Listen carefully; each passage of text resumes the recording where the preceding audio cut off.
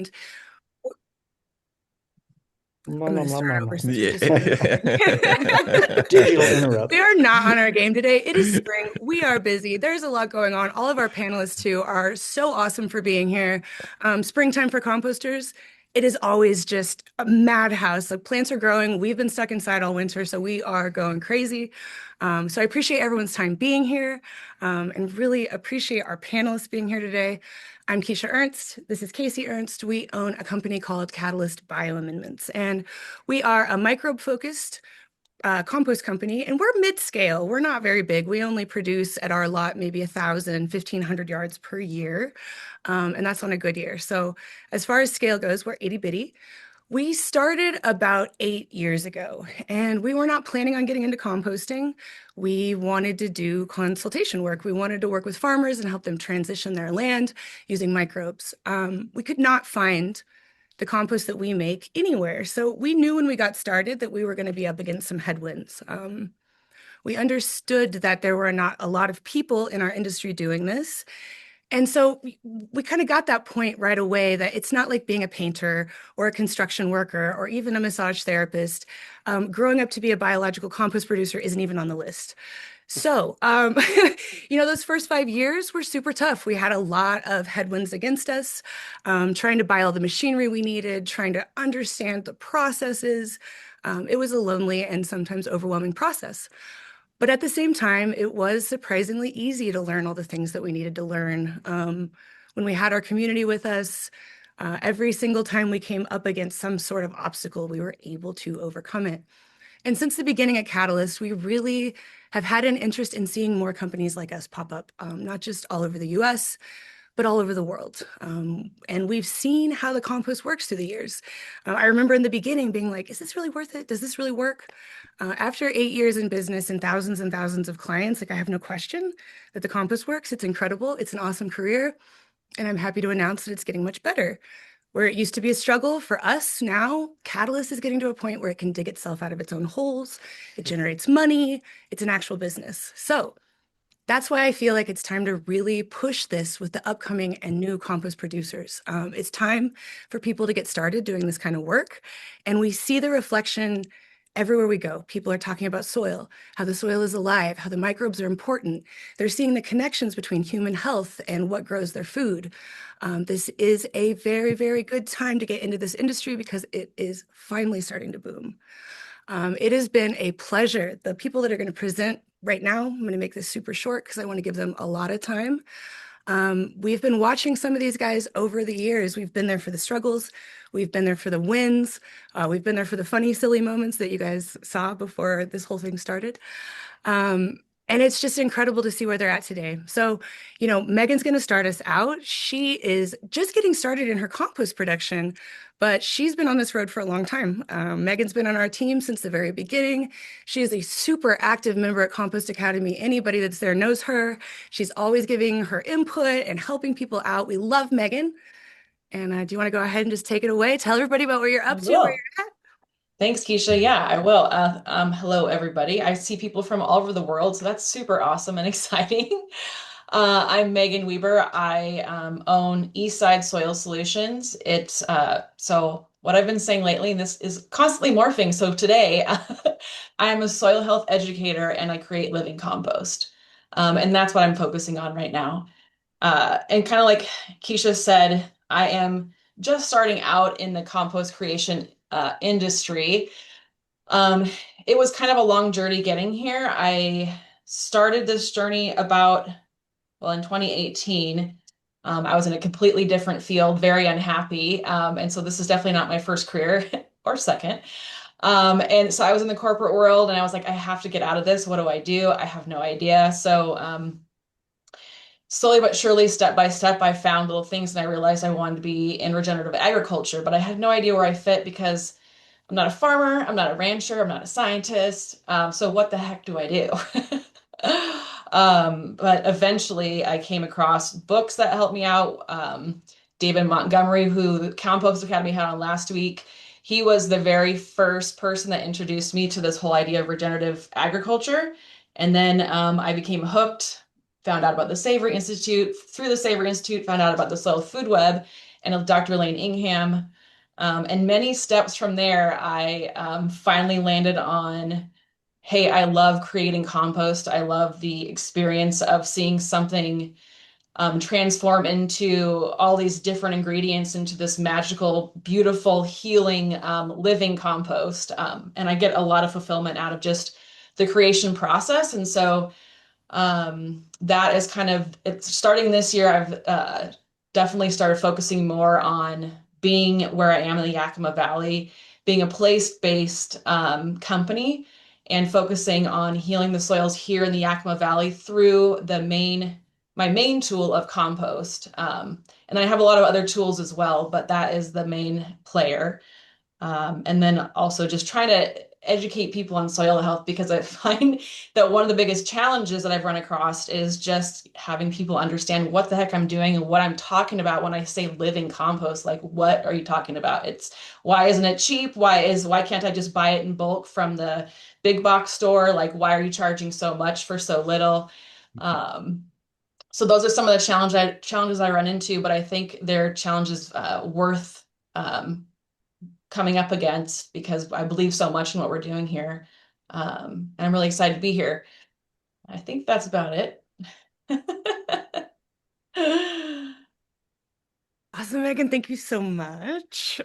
Does your compost company, does it have a name yet, or is it going to be under the same? Eastside Soil Solutions. Yeah. Awesome. So that was another challenge I came up against was like, what the heck do I name my business? And this is not the first name I've had. This is the second name. The first name was Rooted in Resilience, but one, no one can say it, no one can spell it, and it's like really hard to like comprehend when you say it. So, because I knew I wanted to be place-based, I decided to make it super simple. And I live in Eastern Washington, and the common way that we say it in Washington is I live on the east side or I live on the west side, and we're talking about the Cascade Mountains. And so that's why I decided with East Side Soil Solutions. And I thought soil solutions because I didn't know exactly where I was going to go at that point, if I was just going to be in composting or a larger array of things. And so I felt like that encompassed what I wanted to capture. So I even love that we got that little bit out of you. That's a nice little gem there. Everyone's gonna have to go through that trauma. yeah, Oh, we That is went exactly. through our trauma. name. It's so nice to be named by someone else. Just get it out of the Right. way. I Yeah, can't tell you the yeah. number of days that we spent trying to go through and coming up with names, right? It was like, okay, this name, does it fit? It's And then is it difficult. taken? Yeah. It- that's the other thing too. Exactly. Yeah. Ready for bio name it. All right, Chad, you ready? Yep. We're excited to hear from Chad. I don't want to, I'm not going to give any of the secrets. Chad's been coming to all of our webinars and giving updates through his whole journey, but there's a bunch of big stuff happening for you right now. Super, really excited to hear. Yeah. Oop, I'm on. Okay, here we go. So I'm Chad Dutai, from little tiny Nova Scotia, Canada. I started Inoculum Biosolutions after a compost tour that we did with Keisha and Casey, where I purchased a bus and we drove it across the United States and Canada. And that was kind of my crash course into this style of composting. And Keisha and Casey were after me for years. To get into this type of work because they felt like it would suit me. And I am kind of a stubborn human being. And I didn't agree with them right at that time. So I said no, no. And then finally I went out for a visit. And the first time that I held this compost full of life in my hand, I knew that it was very special and it wasn't like any other compost that I've held in my hands before. So on that visit, my wheels got turning and I got listening to their business model a bit behind the scenes. And I said, okay, I want in. Um, and that's when Keisha decided to make the bus tour a thing, and that was that. So Fast forward to now, that was what, 3 years ago, I believe. 3 years ago. So I started Inoculum within weeks of being home. Uh, Started doing hand turned piles in my backyard. I produced 30 yards in 8 months in that first year, which is a lot of heavy lifting. I am a little bit different than Keisha and Casey, where they went in this field to be consultants. I went into this to just be a compost producer. But now that I'm getting more into this, I'm turning into more of a consultant than a compost producer right now. So it's kind of funny that our roles have switched a bit. Um, so in that first year, I made that 30 yards for sale for the second year. I tore my Achilles tendon in March of my second year of business. So I took kind of a more of a different approach and didn't really sell a whole lot of compost, maintained the piles with a space boot for 6 months. Um, Went into more of a different route and kind of see like grant opportunities and more of administrative role within the company because I couldn't do any physical labor. Um, yeah, fast forward, then that's when I went away to Compost Academy in Costa Rica that year where my foot was better. And last year was my first official year of sales. I had a couple big farm clients in that first year that still really wanted to help me out, and without those purchases, I wouldn't. I don't know if I would have kept going. You in this business, like the little wins turn into really big wins, and they're the ones that, okay, it's happening. I'm going to keep going. So shout out to Barnyards Organics in Prince Edward Island. They are very loyal customers, and they're going to be a retailer for me out of their farm stand on their property this year. Um, the business has grown from last year. I sold what, about 6 bulk yards and then about 120 retail bags, which was triple my torn Achilles year. I'm hoping to triple my sales again this year.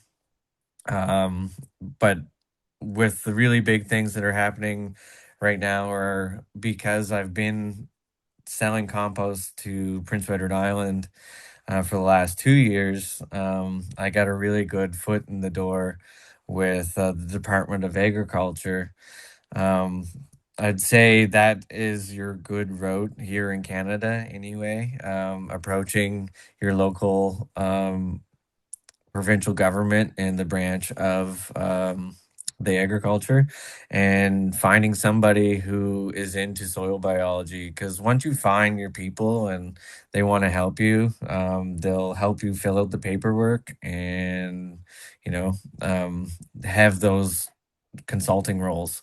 So now I get to sell my compost to my client who's already been a client, and now the government is going to help pay them so I can go and help them with applying it in different ways and really hitting it hard, because Barnyard Organics got a hold of me last week and said they are using only a fraction of what Keisha and Casey recommend. They seen your post a little while ago, and they're using about a third of what you're recommending, and still seeing great results.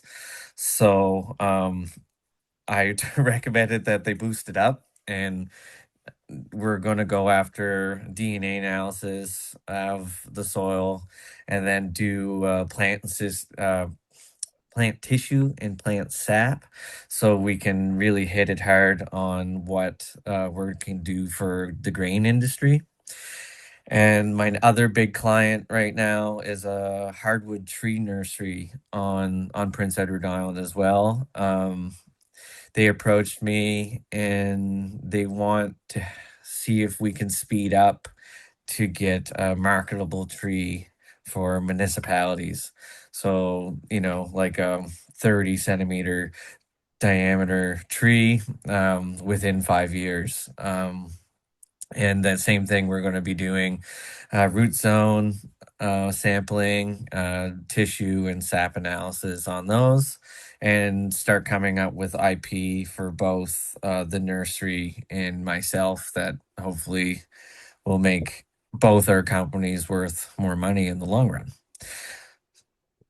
Yeah, that's basically where we're at to date. And are you still I could making go on. intern piles, Chad? Oh, thank you. Yes, but no. Um, Last year I purchased my first compost turner, which gives me a 7,000% increase in production, which is huge when you're making a cubic meter a yard at a time. I can make 100 cubic meters in 2 weeks now versus 30 yards in 8 months. So this is huge. This is why now I have the confidence to go to major retailers, which now I have. I approached my local home hardware here in Canada, that's like a Home Depot or a Kent or something like that. They're all locally owned and operated. So I approached them and they want to sell our compost. So now every Saturday when I go to a farmer's market, I will direct them to my other local retailers as well as home hardware. If it goes really well this year, I'm hoping that I can get across the province next year. With the Turner, that makes that a viable option. Yeah, so that was really big last year. Although I got stuck in the mud, and so Oh, your Turner got stuck literally in the mud. just yeah, like big stick, like it was a big tractor and a big turner stuck in the mud. Um, Being in Nova Scotia and right on the jet stream, our weather can switch really quickly.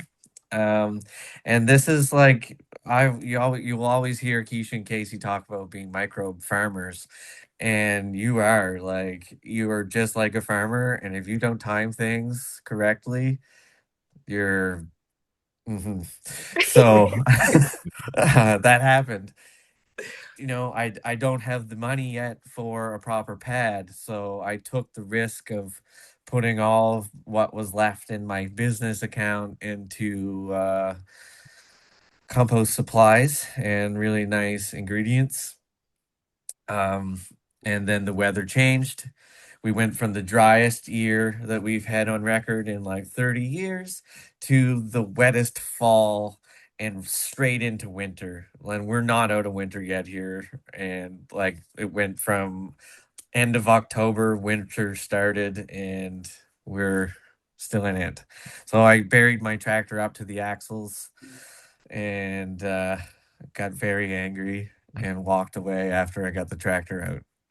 I covered the compost with some really good covers, and it should all be fine. If not, I'll freshen it up with some other things. So, in short, yes, I'm still making some hand turned piles to keep up with some current inventory issues because I'm looking like I'm going to sell out of my current inventory until things harden up and I can get the turner running. Well, it's good to hear you're going to sell out. That's everybody's dream every year, even if you are little. That's No so doubt. Yeah. Always. Yeah. all Yeah. right. And I Epic do love your story. I love your aspect about being flexible too. I mean, that is something I think all of us have, gone into this kind of career path. Being flexible and kind of feeling out the marketplace, especially when you're starting out, is really important. I mean, I had grand designs. I was going to do an application service and all this other kind of things. And that's not really where my clientele and my direction led me to, right? It led me somewhere else, and being able to recognize that and switch into that is so important. So I'm glad that you did that. That was good. Good Yeah, things. yeah, like you definitely need to be able to adapt to what the market dictates. And I think that that goes for like really any business. Sure. Um, but this especially, a lot farmers are hard nuts to crack. Like they're in their ways. They have a lot of equipment already. Just use what they have. So yeah. Anyway. Cool. Go ahead, So, Keisha. well, we were talking earlier. We weren't planning on doing this, but Johnny asked if we'd play the video. Raleigh just got finished creating a video about the project that we did with Johnny. So Raleigh, you want to play that really quick? It's just a minute or so. You're on He's mute too. trying. Oh, yep. So I'm just queuing that up right now. You just go to advanced. There we go. Thanks for sharing, Chad. That was nice. Hey Chad, we have to connect. My forefathers and mothers come from Nova Scotia. No way. There's a statue of my great greats there somewhere. That's so What- cool. What if he looks Like, exactly like you? Like, wait, that's Johnny in Nova Yeah, Scotia. right. He's right there. All right, you ready with that, Raleigh? Oh yeah. All right. Well, here's this really, again, epic project. It was can't wait to see this when we're in Southern California, but I'll play it and hopefully the sound works and we can talk about it after.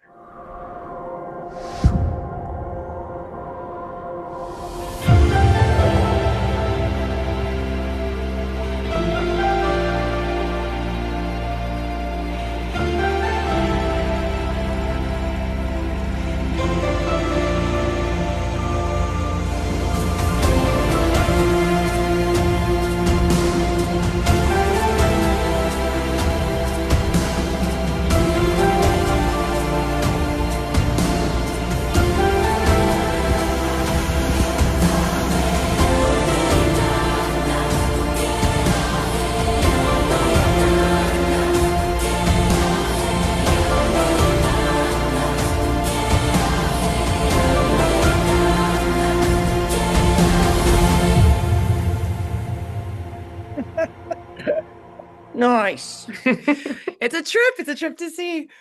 Johnny, we've known Johnny for a long time. We've been working together for years now. We were introduced to John Allen when we went to Southern California to host a workshop. And I think you missed the first one, Johnny, but you showed up for the one we did with Elaine.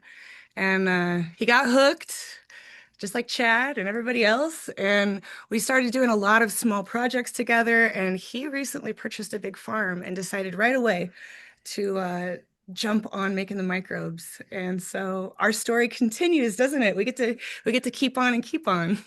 Oh my God. And that music, those aerial shots, it's like epic quality, like March to Glory or something.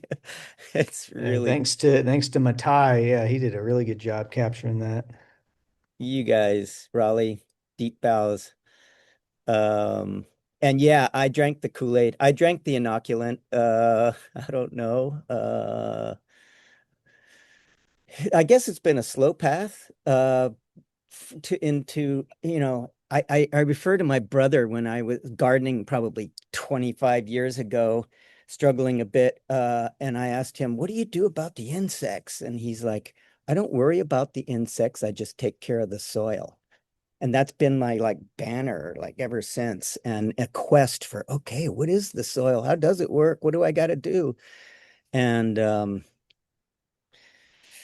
yeah, well, I really feel like I've been blessed on that path to have met y'all. In fact, all of you, but I call Keisha and Casey my compost gurus, and I've, you know, followed in their footsteps. In fact, I feel like the compost facility now that we have down in Fillmore is kind of a reproduction from what you guys have done. We got the same like sprayer now. We got the same brewer, the tea brewer.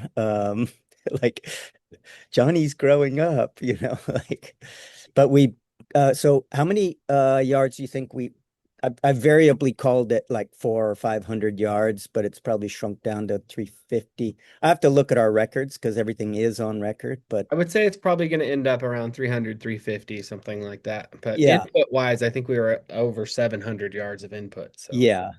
Yeah, over 700 of inputs. And it's interesting that because we use so much eucalyptus, which has been kind of taboo in most of our books to use, it seems to have kept its bulk longer. It's not shrinking as fast as other piles that I've built, but it's the first windrows that we've built. We built 6 windrows, and I'm sort of already like having equipment envy. Like they have the big what do you call your turner? Bacchus. The Bacchus turner is like, ooh, God, that's so sexy. But we got our Mighty Mike, which turns piles at about half the size or maybe less. Um, I mean, I could talk a lot about how we got here, but I guess just sort of this path that took us through the birdhouse, and that's our nonprofit here in Hollywood. Um, in this inquiry of how are we going to live a life that the planet Earth now demands, like on a big scale, from hands-on to whatever ails us. And that's how we got into gathering with neighbors. I figured if I'm feeling this way, there must be others. And that was in 2016. And we formed the Soil Sponge Collective, I'm going to guess around 2018. And I just want to acknowledge and take deep bows for Linda Gibbs, who's really been a guiding light for me. She seems to always be a step or two ahead, and is a really good student of life and these things. So she introduced me to Elaine and Keisha and Casey and Jin. Then we had a kind of a sacred setting when we made a big table that was supposed to be round, but it was basically 12 people around the table and just sort of meditated on what we could be doing. And we all wanted to work with the soil, and we were getting land from the city at no cost. So we said, let's just do something epic. Let's call it the Soil Sponge Collective. And so that's been a way of applying our knowledge about making compost and applying it to people's gardens, like just for free because we love it. And that has continues, and in some ways has given me the kind of confidence to take on something as big as 167 acres in Fillmore that we call with my partner Matt Van Dypen. That our collective knowledge and confidence allowed us to go onto a scale of something like that. So there's like 75 acres of oranges and 5 acres of avocado. And the rest is kind of riverfront, like it shows in a little bit in that clip. Arguably ours. I mean, we paid for it, but when the river claims your territory, you have to go through quite a bit from the protection agencies to have permission to use it again, to actually plant on it or do stuff. So we aren't there yet, but we did claim back a little bit of it for that compost facility. And yay, we sold our second 5 yards. Which feels good. It's kind of like happy birthday. And we sold the first one, which we're selling in sort of 5 yards because that's what our trailer and truck will carry. And so Matt has a business called Homegrown Gardens in LA, which is a lot of teaching and building edible landscapes for homeowners for the most part and schools. And so he's been made our second sale. And I think it's really the beginning of something beautiful. We're going to be looking into selling bagged scale at the farmers markets. And we have a 300-gallon sprayer and spike for soil injections, and the GOT brewer, which is like hooked up to a tote that's about 275 gallons. So we are set up for large scale. We've been just going as fast as we can, getting it out onto the oranges. Yeah, so the oranges have a history of being conventionally farmed. It's fair share of um, petroleum-based products, including herbicides galore and urea and whatnot. And it is really, I wish I had a picture right now to share with you, like how you used to see like nothing growing between the trees. And now just giving it a rest and giving it some inoculant. And these weeds are just coming out of nowhere. I mean, weeds, right? And some of y'all might know that weeds are the indicator of what's missing in the soil. Their job in life is to bring to the soil what is needed in its next step. So we have this section that's like 9-foot tall thistles. We've got other sections that are just beautiful grasses, and lots of mustard and lots of just wild natives. And we're letting it all grow. And you can tell the neighbors are driving by going, damn, what are they going to do about all those weeds? It's just not in the culture to let things grow. It's all about like, what can we kill? So and I'm not dissing farmers really. I bow deeply to anybody who can make food grow. And I don't feel I have anything to teach anyone. I go humbly forward into this thing that really has shown results. I mean, the places where we put compost and inoculants when they're biocomplete is just night and day. And we have a lot of these nonprofit projects that are just like, beautiful before and after shots. And so that feels really good to be just in the service of the living world. Yeah, Awesome. and I think Johnny, teaching by Right example too. on. I mean, no matter what, you're going to be teaching people just by the example that you're setting on your property and your land. And farmers do talk. It's kind of funny. We've got a number of clients that are farmers that when they started down this path, they were chastised and, kidded around and that type of thing. But now all of a sudden, that switch is starting to happen where it's like, wow, what are you doing? You're selling out on all your product. How's this working? I mean, the quality is looking great. And pretty soon they're very interested. And I think, as an example, you will probably drive that same kind of recognition in your community. I Yeah. And expect. I have to say the birdhouse is such a beautiful, epic place what you guys have created. Like it is such an oasis of life, like in the whole Hollywood Hills area. And it's like just seeing dry shrubs, like grass, concrete, and then poof, like your giant canopy trees and deep, rich soil. It is so awesome. I kind of want to share.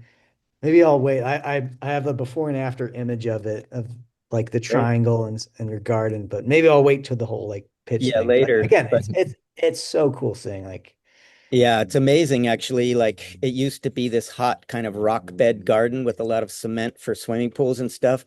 And then like basically 4 years later, it's a an oasis where you're under a canopy of edible trees and fruits, vegetables everywhere. And the temperature change from just like the street above down into our garden is at least 10 degrees, probably 15 when it's hot out here. Awesome.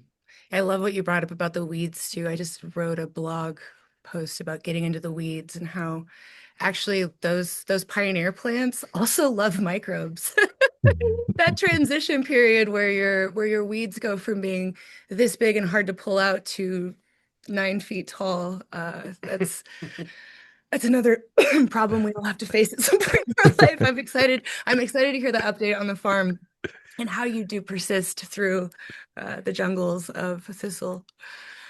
All right, Yeah. next we have got Kourtnii. I am really excited about this. Kourtnii, I'm sure Kourtnii produces compost. I can't imagine this woman not making a compost pile from now and again. But the way that I met her is her work in changing the California compost laws.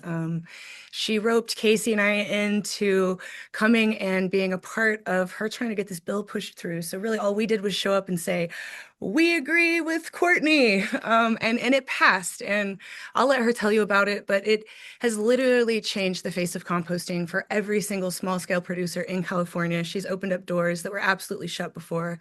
Life is much easier for all of us because of her. So, Yeah. Kourtnii, please share with us. Wow, thanks. That's a really sweet introduction. Um, I'm the co-founder of the California Alliance for Community Composting. Talking about names, it's a mouthful, we know, but we are an alliance of small-scale composters across the state of California. And what we do is work to strengthen those, protect them, and empower them to actually serve the communities through really healthy compost that they create. But I found my way into this position through a real big backdoor. Um, my background is in environmental policy, but I was studying and focused a lot on just consumption and waste management as the environmental issue of my day, of my generation.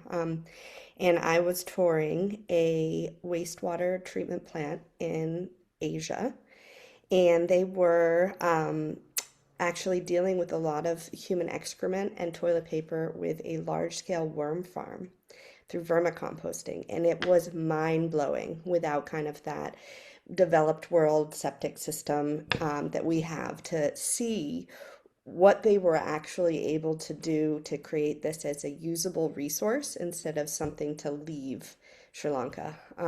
So this is a small island developing state. They have the last indigenous banana left on planet Earth, and they really wanted to protect that from Monsanto. And a big part of being able to do that was to create their own fertilizer also within this small island developing state. So that's why they turned to resource recovery instead of waste management. So I got my mind blown on like two levels, like worms can do this, and also, wow, this is such a different way to approach the problem. So I came back to the Bay Area and just kind of started to reevaluate how we were doing it here, considering that a lot of people look at San Francisco as that national leader within the US, but I know that a lot of people internationally look at this source separation and material recovery. And we are for somewhat light years ahead of others. But because we're moving so fast, I think some of the policy that has been developed during that process has some room to improve for how practitioners are actually interacting with that policy.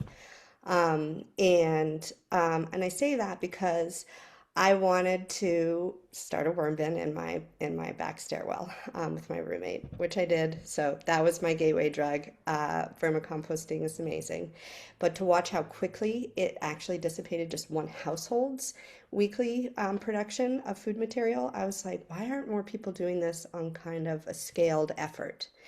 So when I started to look into that, I was like, you could really put this design of a flow through worm bin at community gardens. They could be at food banks. They could be in alleyways behind restaurants. Like, why are we putting it in a truck and taking it 200 sometimes further miles away from the source of generation when we also kind of need that resource in the end right here in these cities? So I talk about names. I tried to start a company called Global Warming, but you can imagine Global worm. that in a bar setting, most people thought I was saying global warming. And then I had to scream and shout. And I was like, why are they starting a company that perpetuates that? So we got rid of that and we named it Common Compost. So this is a little tip of the hat to Eleanor Ostrom, an American economist who really wanted to focus on the um, tragedy of the commons, but looking at soil use, particularly as a commons resource, more as a public utility, and the socialist values in that too. So we started manufacturing flow-through worm bins. Again, I'm a policy analyst. I am not an engineer, and they worked well enough, but not well enough to keep producing them and putting them out. I'm sure someone could build a better flow-through bin for me. But what I learned during this time was a lot of jurisdictions just very curious, local enforcement coming out, what is happening here, what is happening there. We were getting them into unified school districts, we were putting them on farmland, and started to come up against some barriers to being able to access the material. So when I started looking into it, there are a lot of laws about compost, and they're different everywhere, and they're also changing all the time. And there are also not a lot of laws about compost, so these gray areas. And so I reached out to the Sustainable Economies Law Center. This is Janelle Orsi, who was holding legal cafes in Oakland, to just inquire about, like, what do I need to know about compost policy? Has anybody really doing work on this? And it actually turned out that a lot of clients had come to her in the last year, also trying to start small scale businesses like bike hauling businesses, or being able to charge a tipping fee for membership at a community garden. And I was like, we really need to just get together and start monthly meetings. So we kicked off this thing, which is the curriculum is still available online if anybody wants to copy our idea. But it's called Soil Policy Parties. So we ran these once a month, and we took a different part of compost law and we read it all together. Because, like, remember, most of the people at this table were farmers or community gardeners, or like they're not policy analysts. But to be able to really interpret and find sections of the law that either had barriers or ones that were good. And we looked through a lot of stuff during this time, and we came out with some policy guides. So that from there, I think really kind of took it off of, like, I've found the policy issue that I am really passionate about. So from there, I joined the Institute for Local Self-Reliance, who is running a nationwide network of Community Composter Coalition. So this is Brenda Platt. And met them and attended their one-day forum at the USCC Compost Conference in 2017. And this has probably just changed my life, to understand the network that's growing around the rest of the country, but also all the barriers that they're not experiencing in California. One, either because there wasn't a mandate to divert this material from landfill, but also because in that time period, a lot of locally based businesses have been able to rise to the challenge and to kind of do this in a decentralized way. So they really coached me to look at this and how to affect legislation that's not only coming up and was at the time coming up in California. This is the law SB 1383. I can go into that later. But how to really influence the policymakers behind that law from actual practitioners. So that's how the California Alliance for Community Composting was born. It was at a dinner right after that one-day forum with a bunch of the organizations that were trying to do this in Los Angeles and San Diego, Sonoma, Marin, Sacramento. So we formed an unincorporated alliance, and we went to actually do policy advocacy work together in Sacramento. So yeah, that's when that big law in California about diverting material came out. And we saw that that source separation was going to go to a lot of one size fits all models that is going to be really easy for cities to decide on. Get one service provider, offer them a franchise, designate one facility, build it, get it cited by the state of California, and at least for the urban areas, boom, we're done. There are a lot of restrictions when you have franchise agreements, especially if they're monopolized. And this access to resource recovery work was becoming very hard. So we really wanted to focus on this two things, like the highest and best use of this material, and then scaled across the horizontal, either not backyard composting or large scale, but pretty much everything in between, and its orientation towards community benefit. So we got into this, first don't create it in the first place. Feed people, feed animals, feed local soil, and then do like coordinated regional composting. If we're doing everything right, there's no need for anaerobic digesters, waste to energy, and certainly not landfills.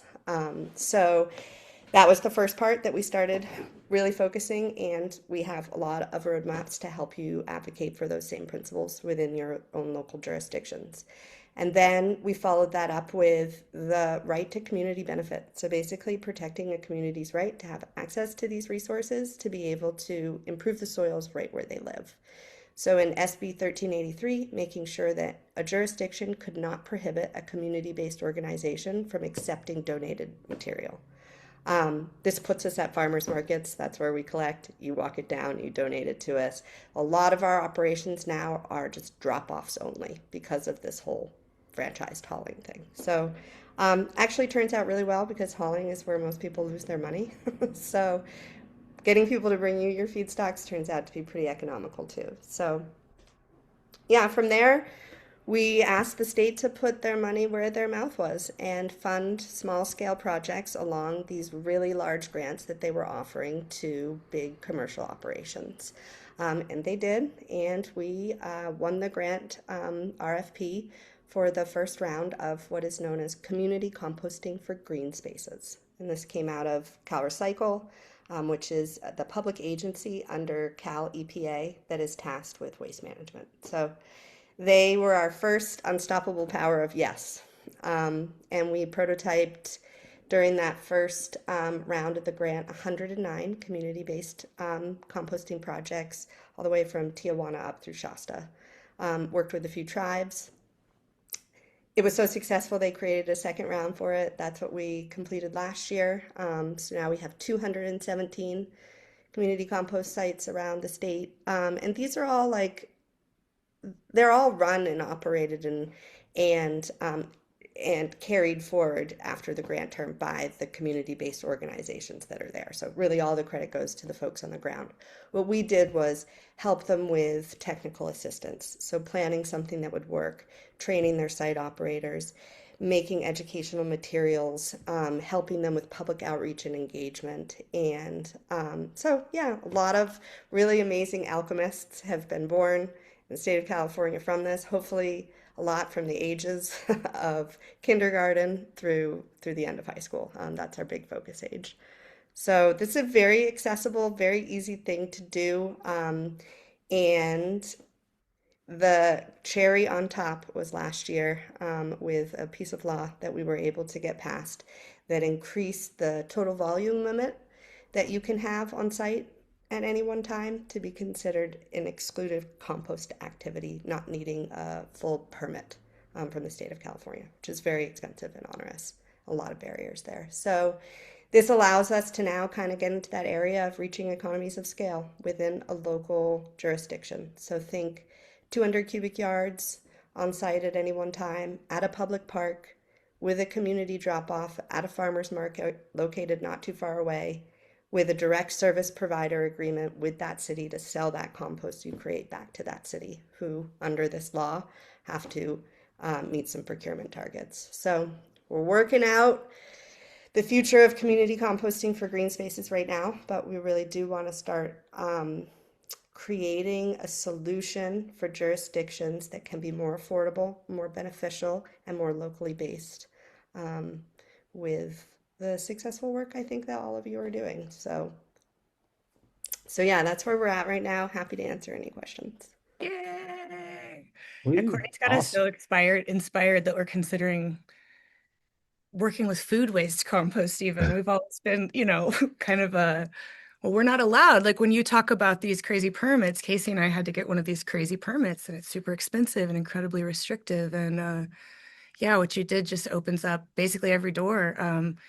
for us to do things like Johnny's lot, that was definitely, you enabled that reality for them to be able to produce compost, sell compost, support the farm in this interim period while they're trying to figure out how they're going to make all these transitions. So we're just seeing the start of it because it just happened this year. But so excited to work with you and so stoked you're a part of Compost Academy and that you can help lead us all to hopefully not needing permit glory. Yeah. Well, I mean, utilizing examples that are out there when we go up and make public comment to a lot of either the legislative bodies for creating, co-sponsoring a new bill and passing that into law, I think has been really able to touch those legislators personally, those policymakers, to really show them what is happening at the community level. And because we have representation in almost every district in California right now, it's pretty easy to, coalesce the force around support for these. But we really also try to approach it from a jobs perspective too, in this policy, because that does work really effectively, like bipartisan, because everybody loves the creation of jobs. But the fact is that a compost facility creates 4 jobs for every 1 job that's created at a landfill. So this is a real opportunity to not only increase local employment, have workforce development, especially for at-risk youth, and also support historically marginalized communities, tribes. We work with a lot of tribes.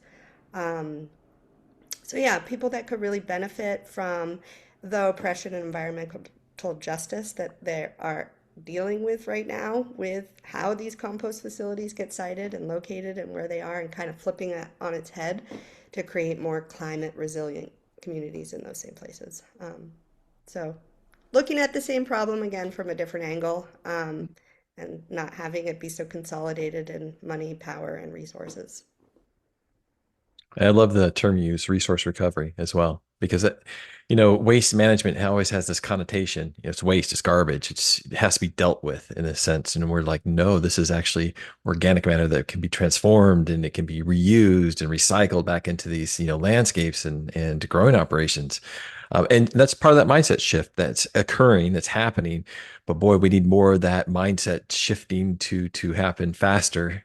And the work that you're doing, I think, is just helping accelerate that, making more accessibility to the composting in general.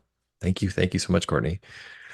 Yeah, and we really want to celebrate your victory because it speaks to like your resilience, your patience, your passion that most people would think that, oh, to change a law in California, that's impossible. There's so much red tape. It's give up. But you guys sat through years of hearings and meetings and like you showed up again and again and again until you made them listen to you and you even stood up to large industries and amazing to hear about this victory and how patient, how persistent and like and you guys are changing the biggest state in the country. It's such a beautiful story and we don't share that enough. We need to send out a big blast like Yeah, All compost victory in California. I right. mean, a huge shout out to partnership. I'm just going to label that as partnership. We did not do this on our own. The co-sponsors to SB 279 were the Californians Against Waste, real policy leaders, really like following legislation, but also pushing legislation in the right direction. And also the California Wine Grape Growers Association and the California Tree Nut Associations, because this law also comes in tandem with the ban on open air burning in California. Again, so now you take out a whole orchard or you have large one-time biomass events and you can't burn it. Your only option is to pay a hauler a lot of money to take that resource, again, that could be composted on site at farms and then either applied to the planting of a new orchard or sold to agriculture in your own area. So it's just also offering opportunity to farmers who are already working on the margins to utilize this as a revenue generating source. So resource recovery in that way is not depleting them from the very limited resources they have already, forcing them to pay a hauler, to force it to go far away from their communities. So it's there's multiple stakeholders that have interest in creating decentralized and distributed compost networks and not consolidating this. So we have a lot of friends because this makes sense, not because, we're forcing people to say, hey, do this. It's really common sense policy, and I think a lot of legislators see that as well. Awesome. Right on. Well, we've got actually a great conversation happening in the chat, and we've got questions that are flowing in. But before we get to that, I think Raleigh, you're going to talk to us a little bit about our upcoming live mentorship Oh program, and then yeah. after that, we're going to get into all kinds of questions. And if you have any kind of questions you want to ask, either the group or specifically of different panelists, please go ahead and post them in the Q&A button down at the very bottom of your screen. All right, Raleigh, take it away. For sure. And yeah, I'd love to share. Oh, there's so many cool case studies that we'd love to like just take up and share with you guys. And a new video that's going to drop today about Ramirez Canyon. That's going to be really fun to share about. I cannot wait. But like what you've seen today, these are just some of the stories of people making incredible changes by with their relationship with compost. And that's what we're all about. We're here to really train you to create amazing relationship with the microbes in your compost so that you can actually change landscapes. And like a lot of us, there are so many soil composting programs out there, but we want to actually like base this education in practical application and not just theory, not just in books, but like based on what people have experienced on dozens of sites, moving through the problems that you actually face in the real world. And this program teaches you how to actually uh, grow your microbes to become a microbe farmer instead of looking at compost as just something that's in a handbook. It's a relationship with the biology, and it's not just following a recipe, but it's learning the skills and methodology, the mindset that you need to be able to make biology and make compost anywhere in the world on any context. So it's not just one method. It's not just small scale vermicompost. It's not just large scale windrows. It's so many different methodologies we teach you, whether you're, doing this in your backyard, just trying to make a mother pile, or yeah, you want to create a large scale compost business, like, what they're doing at Fillmore. There are so many like types of composting that we want to teach you, and with the goal of not just making compost as a waste source, a way to offset waste, but it actually filled with biology. It's a product with an extremely high value because the microbial life is in there. And of course, showing you how to do that, how to locate your space, how to work with the capacity, how to work with scales, and how to match the approach to your context where you are. And so let's say you were trying to be a soul health advisor, like someone like Brian, someone like Dan, who's in here. We want to help you get tailored support. Oh yeah, someone like of course Megan too, so you can build your confidence, sharpen your thinking, make decisions to help you work with clients to make real results on landscapes, and of course do that with a team so you don't feel like you're just doing this alone. Because so many of us were just dropped out into the jungle and it's like figure it out, just figure it out. Meanwhile, we're like, no, we want to help you. Whether it's like shouting out your workshop, giving the advice of solo consultants who have been on this journey for years, we want to help you deal with a lot of the challenges that you're going to face along the way.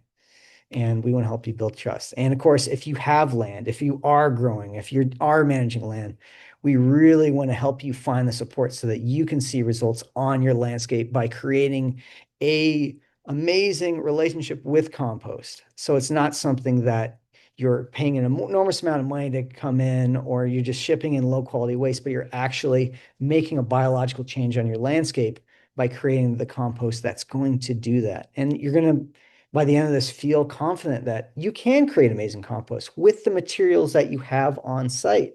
That's the result you want to get for you guys. And if you're a landscaper, if you're someone who is wanting to go out and do this as a service professional, we're going to show you how to use compost as a really high value biological service and a product. Like someone like Brian working with Tony Taruso, making incredible results across large scale urban acreages with compost extracts, compost teas, doing soil drenches, injections for trees on landscapes, the things that Casey does with, I don't know what to say, Brian Pullman with Independence Day. Anyway, there's so many things that you can learn to do with with biology as a landscaper that can really increase what you're capable of doing.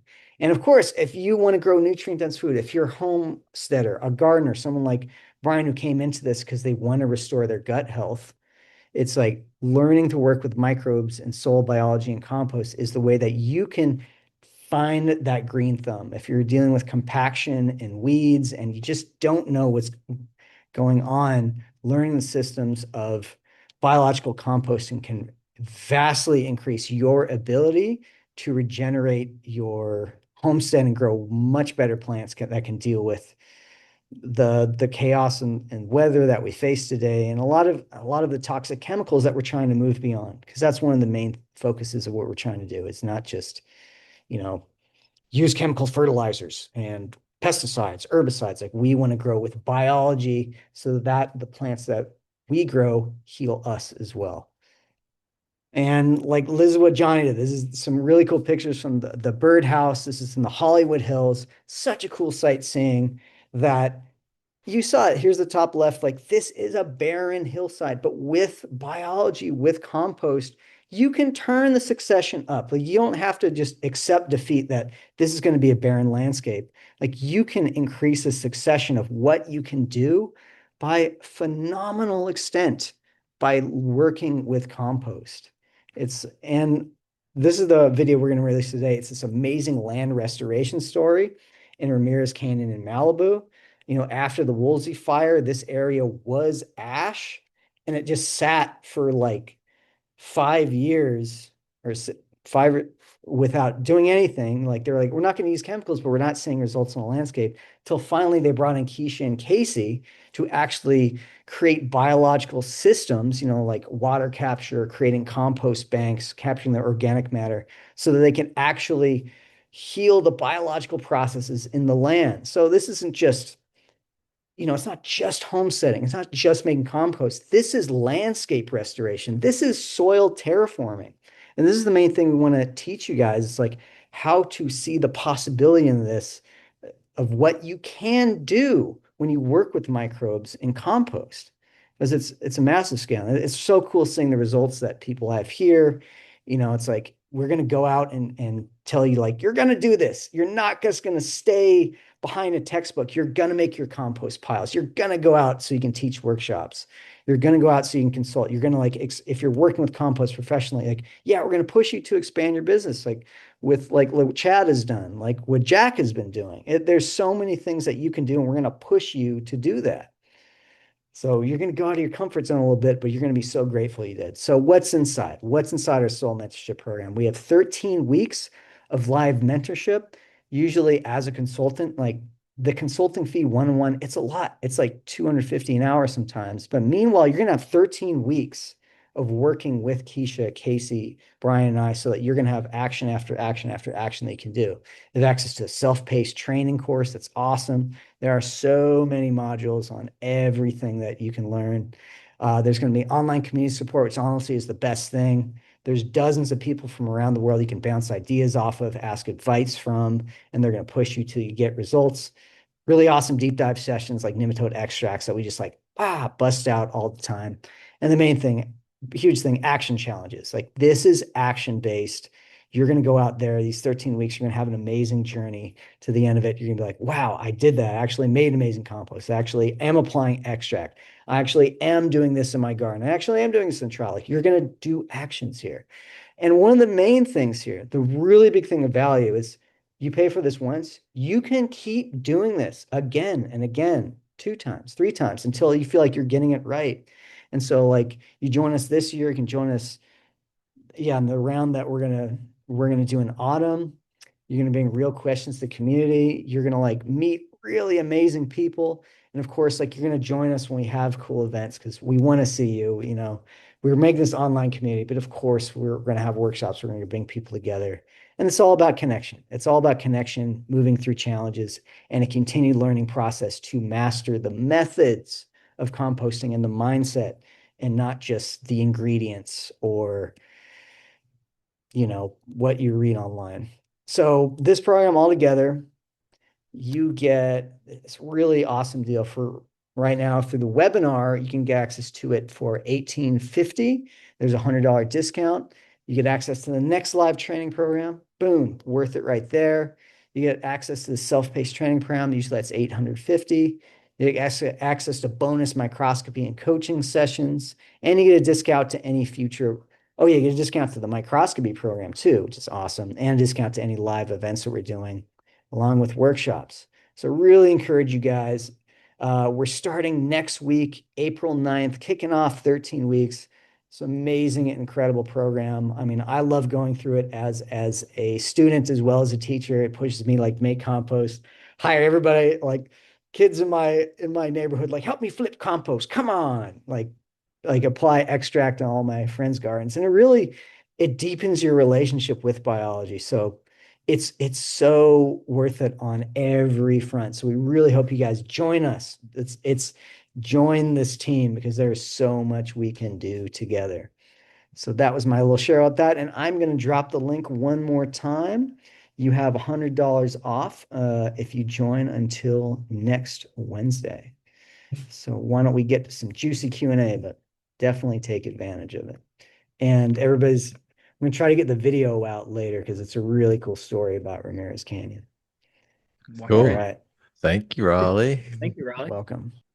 As we start Q&A, Brian, can we remember the panel questions and can we flip back and forth? Sure. Yeah. I've got a question that came in from the community or from the audience that I think is really relative, and then we'll drop in one of our questions. And this question is from Angie, and this is for all you panelists, so feel free to answer. Don't worry about stepping on each other's toes. Just if you feel like the need, go ahead and jump in and say it. But Angie says, can folks weigh in on the marketing and sales piece? I have been distributing my vermicompost for free to the community, and I want to move towards sales, but feel unsure of first steps, retesting, packaging, pricing, etc. Thanks. How'd you guys all deal with that? Who wants to start? I'm going to give a little thumbs up here to Ty Tessiday, who's got Vermilion Compost Vermiculture company now. And I just came from assisting him on a inoculation job in Hollywood to see how he's doing it. So he's doing it. He got it down. He's got an 18-foot vermiculture inline compost facility, and is actually going to be moving it to our place in Fillmore.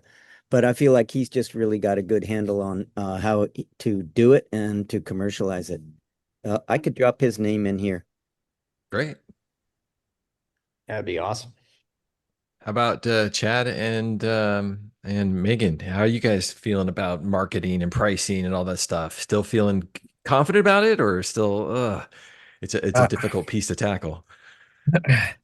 No, I'm probably gonna put my price up a little bit in the next little bit now that I know that I'm about to sell out. I priced mine lower of what people in our local area are paying for compost of this quality. For some people, it is a hard pill to swallow sometimes. Like, I never got in this to be, I never wanted to do retail, right? I never really wanted, I was like, I'm going to sell bulk compost to farmers, and that's what I'm going to do. I'm going to change the world. Brr. And, but then part of the incubator program with Ignite and really sitting down and crunching numbers and, making a couple cubic meters pay your bills for the year, it'd be pretty nice. So, and I mean, there's a lot of living products on the market here in Canada. When you put them underneath the microscope, they're not really all that alive. So, I gardened my whole life. I kind of never, when Keish and Casey first, whoa, be quiet. We couldn't hear it, Chad. Yeah. Yeah, you're good. Yeah, I know. I know. I just got this laptop like 45 minutes before this happened today. So, um, what was I talking about? Pricing challenges. Yeah. How do you Oh, sell it, right? um, yeah. So, retail I'll pick it up. lost it. Retail's tough. Like the reason he's Yeah. struggling is because it's a struggle. Our compost, the way that we make it, is so much different than the large scale waste reduction facilities. The way that we're funded is by ourselves, that we have to actually pay for our input materials. So our product demands a higher cost, and it's really hard to get around until you scale it to a massive, massive level. And for us, it was a step-by-step process. So, first off, just in Instagram accounts and Facebook and getting out and talking to people about what our product is, showing people the difference, before and after photos, images of the microbes, pictures of nematodes. And that very quickly leads into bulk sales, which leads into what kind of bag do I use? Where do I get a 2-yard tote? Like, what's the sizing on the 2-yard totes? Because there's like 100 available. And what can I get away with? And how do I get the compost into the tote? Right, I need a giant funnel that a tractor can. And then people start asking, well, they want bagged compost. Okay, what kind of bag do we use? We know that the industry standard bags that don't have enough holes, that lay on their side in the sun, kill off most of the microbe life. So for us, we had to develop our own packaging. It was super expensive, and hard to do. And then after that comes the knock on the door from CDFA saying, hey, like, you can't have a label without getting it permitted first by CDFA.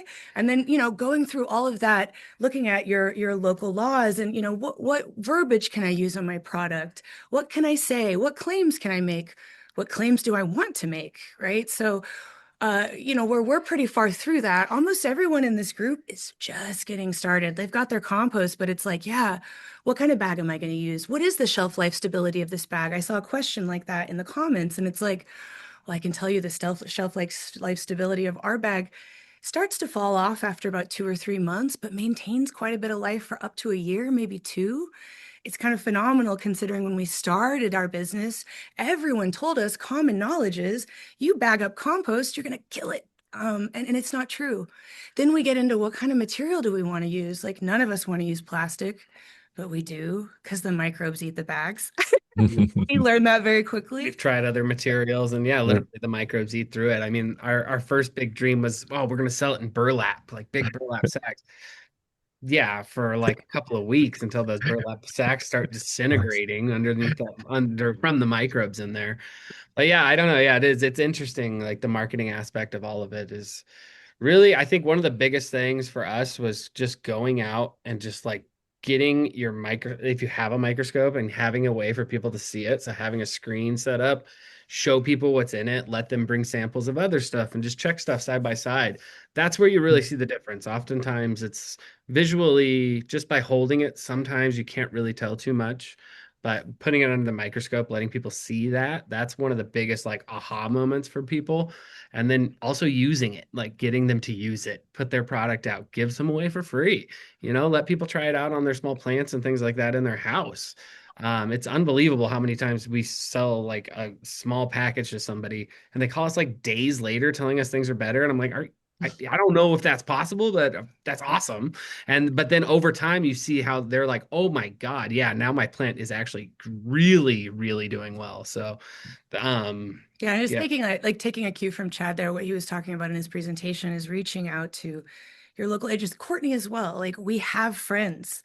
I think like a lot of the times really taking the first step is hard. Like for Casey and I, we just like jumped in and we didn't know how scary it was going to be. But with help, it's really not that scary. With people that have actually done it before, there's ways around everything. So, one person's story isn't going to necessarily be your story. And depending on where you're at in the world, labeling and selling and marketing, it's all going to be different. But we definitely see this as one of our jobs. For this to take off, for this to be a job, for biologically focused compost to be something people ask for, we understand that Catalyst Bioamendments, Compost Academy, like there's a lot of that on us to just continue on to market for people, you know? So just remembering your community, remembering your friends, and remembering to reach out to them. It's scary, but I mean, I've watched Chad go through it and just like, he's absolutely great at doing presentations and all that now. So you I I uh I I have something to add about like I went with more of an organic bag, and I this is the first year I bagged in the fall, so because I want to make these early March sales to retailers, the unthawing process and when the biology came back to life here. Ink through your There, bag. It's it's kind of blurred It's out. on it's blur eating. mode. Oh, it won't show. But it's like so. There's holes in the bags, and then now the biology's eating my bag, and it looks terrible. I can't sell this to a retailer. Like, what? This is the kind of stuff that just happens. So, Making yeah, the compost is probably the easiest part of this whole endeavor. It's the actual, Exactly. all the logistics that go behind it is the tough part of it. Yeah. Absolutely. Megan and Courtney, what about you guys? Any comments to I marketing, pricing, and all that? I just want to laugh at Chad for a second and say I did that with same thing with worm castings in coffee bags, had to switch to glass mason jars, not an affordable packaging at all, and then switched to buckets because I figured that was the most reusable refill option. So you buy the bucket once and really Mhm. only charge you for it once. But if you Oh, come back to refill at the site, then you would get $5 off or the cost of the bucket, basically, because I wouldn't have to ever buy another one for you. So that was something I did to I love it. justify a plastic bucket is to make it be used over and over and over and over again. Um, Mm. Back to the just the sale of compost from this omnipresent view is for community compost sites we can give away or do suggested donation. We really kind of fall under the radar, but to participate in the community composting for green spaces program, which was funded by a government agency, we did have to get each one of the compost piles tested at least twice during the program. So just to make sure that it was passing PFRP, which is the process to further reduce pathogens, and as well as heavy metals and whatnot. So we were finding not only was everybody passing these STOT tests, but the nutrient analysis. So now we had a second story. So now we could start to talk about, yes, not only is this safe for public health and safety to be able to create compost at small scales, but turns out it's more biologically alive and actually healthier than a lot of commercial composts or things that are given away at free compost giveaway days by these big companies. So we were able to test theirs side by side with ours and kind of do a little analysis like that for additional advocacy that, hey, small is beautiful, turns out. Keisha, Megan, in anything case to add? you, oh, go I ahead, mean, Megan. what I've been doing for sales is literally copying the pricing of Casey and Keisha.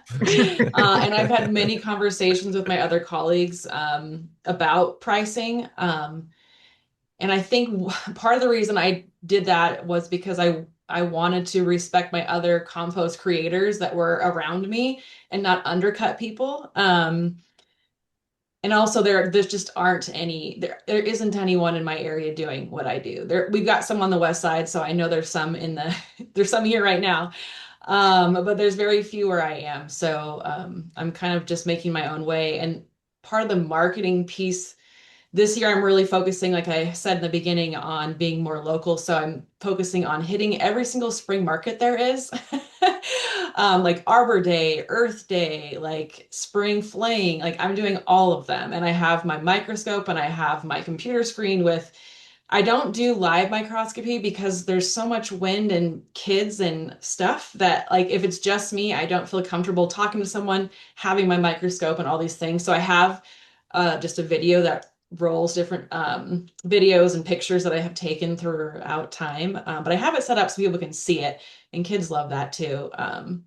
And then just on the so I heavily lean on Instagram, but I did take a little course called F the Algorithm, which is about how to use social media well. And so that was very helpful. It's from a place called Strong Brand Social, so that was helpful. But the rest of it, it's all organic. It's all just figuring it out step by step and really getting out into your community and talking. It like I never wanted to be an educator, but this because we're so in the beginning of this type of work, we're all educators, whether we like it or not. We're all speakers now. We're all educators now. Um, so yeah, so I think part of it too has been like one of our friends, colleagues in this work says it's easier to preach to the converted. So like a lot of the people that I've gotten, a lot of the clients I've had to start off with, like they took Dr. Elaine Ingham's soil food web like foundation courses, and then they were looking for someone who could take that further for them, or they didn't want to, do the heavy work of making the compost, and so they're looking me up. So that's kind of where I started, and I have been told by many people who have gone before me, don't give your stuff away for free if you're trying to do this as a business, because then people will always expect it for free. And there's a lot of work that goes into what we do, and they need to realize that it is worth something. So that's my Yeah, 2 cents on price as well. I appreciate that. We priced lower than what Keisha and Casey are selling because out of respect, we're assuming that we have some ways to go to claim that status. So it's actually the opposite of what you're saying. And now I realize, no, we don't want to undersell them or undervalue what we're doing. So we're going to rethink our price point. And appreciate that. I also dropped in the chat, or I don't know if it's going to show up for folks, but it's a screen grab of the card art that I'm working on as part of the story, because it is education. And I find that when you start talking about what's going on in the soil, people get hip to the magic and the awe-inspiring, like, whoa, these are things that we did not know, yesterday. And that it kind of sells itself. And if those people are not interested, you should go the least line of resistance, because I'm not really trying to sell anybody on anything. It's just like, wow, if you appreciate what's going on here, it really has had such an impact change on the places where we've used biocomplete inoculants and compost, that it kind of speaks for itself. Yeah, I Yeah, want to speaking follow. from the so speaking from the other side, where I'm not a composter. I mean, I make compost in my home environment, but I don't sell compost. But as a consultant, part of the challenge I have as a consultant is, there's all these options available to you, all this compost. There's bulk compost for $20 a yard, and then all the way up to the inoculum grade compost that Keish and Casey make, which is $750 a yard. And you have to go through this process of educating somebody and teaching them what is the difference. You're actually purchasing microbes. You're purchasing the life that's in that soil. And we can easily go pull some bulk compost and show, hey, the life in the soil is, very, very small. Where here, on inoculum grade, we've got all this diversity of life and so forth. So what you're really buying is not just the physical organic matter, you're buying the actual diverse set of microbes that come in with that compost. And that's a tough thing to do sometimes. You have to spend time doing the education. And Megan, you hit right on the head. Having this kind of outreach where you're going out and you're talking to people and you're educating them on what does this really mean to have a living compost is a huge difference. It's the game changer. Yeah, I wanted to, that was perfect, Brian. There's just a couple questions that I want to like wrap up into one spiel here, but like this is so much Brian's work. Like there's a question here about like giving so much information, teaching all your clients. Like, is there a point where you give yourself away for free or consultation? And yeah, I mean, when you're in an industry like this, which is hardly an industry yet, so we're being super honest here, like it's barely an industry at all. It's just getting started, but ramping up. You are selling the idea of microbes. So I watch Brian's clients go from being where can we find cheaper compost than this? I'm not going to buy this compost too. All right, there's no reason to buy any other compost than this one, because over and over again, we've tested it, we've run trials, we over and over again trials, and it's actually the microbes that people are buying. But the reality is, when you're getting started in this, you're not an employee anymore. You don't look at your day and hours like, who's paying me? No one pays you. You give away much of your consultation and your time for free because at a point like that free time can turn into something, really, really valuable. And I want to say, I want to give context to that because the pricing question, Brian said our compost is $750 a yard. I used to think that was so expensive. Everyone used to think that was expensive. The calls that I had to wade through of people being like, who do you think you are? And what the are you doing? It was constant. It's probably been 3 years since I've had anybody say that. I get the questions on like social media sometimes, but they're kind and sweet. But the truth is, 750 is a low price. So if you look at biologically focused compost over the US and the world, there are many people selling it for upwards of $2,500, $2,600 a yard. And then if you look at low quality like inputs, I'm not going to throw any names out there, but there are all kinds of companies that are selling really, really, really low quality inoculum for thousands per tote. So it exceeds like what we sell it for by so much. It's just ridiculous. But I'll also say that the cost to produce it is quite high. So when you're not like most producers get paid to receive input materials, so it's called a drop fee. We don't get drop fees. We pay for our input. So just last week we paid $2,000 for a yard of wood chips. We paid For a truckload. Sorry, not a yard, a truckload of wood chips. We paid, hundreds and hundreds of dollars for hay because we were short. So it's a very expensive process that sometimes gets a little cheaper if you're lucky and you can score really good free material lines. So what Johnny did with the eucalyptus, for example, it's huge because that material is delivered for free. No one wants eucalyptus chips. They are just like, of all wood chips, like they've decidedly been cast as the lowest quality. So, the idea of learning how to work with these really hard, gnarly inputs and creating something beautiful, that's the way. All right, that's my spiel done. All right, I want to actually switch to a question that we wanted to gear to all you panelists. And, there's always in these kind of webinars where it's, hey, the rosy picture has been painted as far as, oh, it's easy, it's great, you're changing the world, which you all are doing. There's no doubt about it. But I also want to ask a question that's going to get into some of the nitty gritty. And the question's this for you guys. Has there been moments where you question whether this was the right direction? And I'm sure you've all had those moments. And what did that look like? I mean, really, what was the crisis that you came upon where you're like, am I in the right space? Am I doing the right thing? And how did you kind of overcome that? Or are you still dealing with that existential question? Anybody want to jump in? You guys are all being shy. Nobody wants to talk negative. It's so funny. Megan, Yeah. I hear you, Megan. All right, Megan. Okay. Oh, Then Chad can come follow me up because he'll probably have a better story because I don't have any dramatic stories yet, like his machinery stuff or breaking any body parts or anything like that. But uh, yeah, I mean, just starting anything new is scary when you're your own boss and you make your own schedule. It's all scary. And so, and when there's not really a demand, there's not even a demand for it because people don't understand what the heck you're doing. Yeah, you kind of start to think like, is it really worth it? But then I wake up and I say, well, yeah, it is every single time was worth it because I remember what it was like doing things that I didn't like doing, and I wasn't able uh to kind of try to help the world, like which is part of my big mission and what I'm doing here, helping heal the soil and people, along with that. So it always starts to be worth it. But one of the biggest scary things that I'm still dealing with is stuff that Kourtnii is intimately familiar with, but I'm dealing with it in Washington State. So, but it's all of the regulations around what I'm doing. It's terrifying, actually, because I think I could easily be shut down, and I cannot afford to be shut down. And so, yeah, and so I'm trying to keep, while I'm on this webinar, I'm trying to keep what I'm doing on the down low.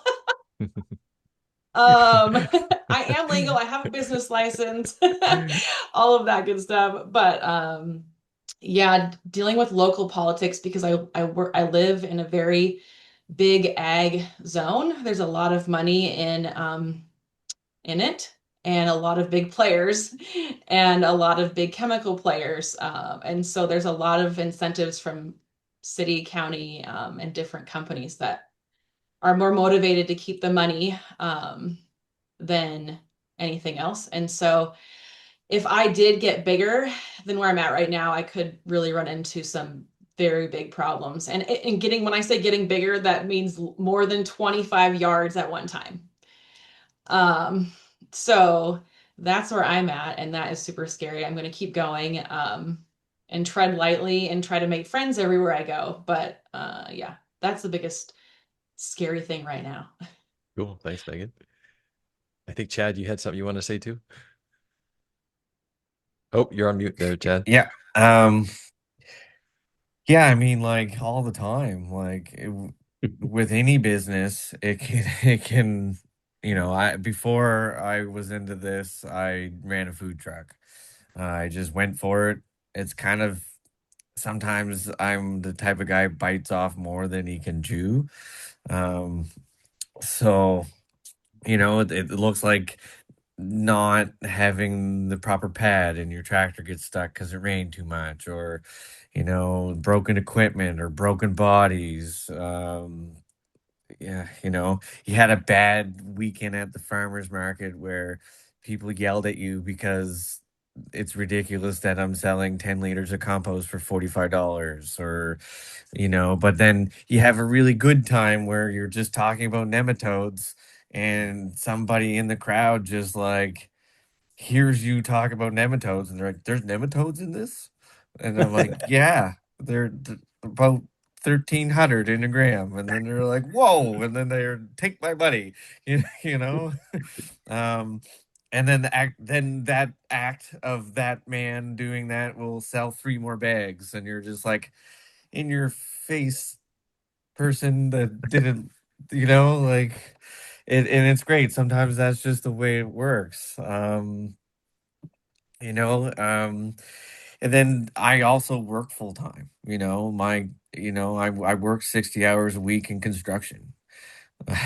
And then on my weekends I sell compost and make compost, or I have to book the time off to make the compost.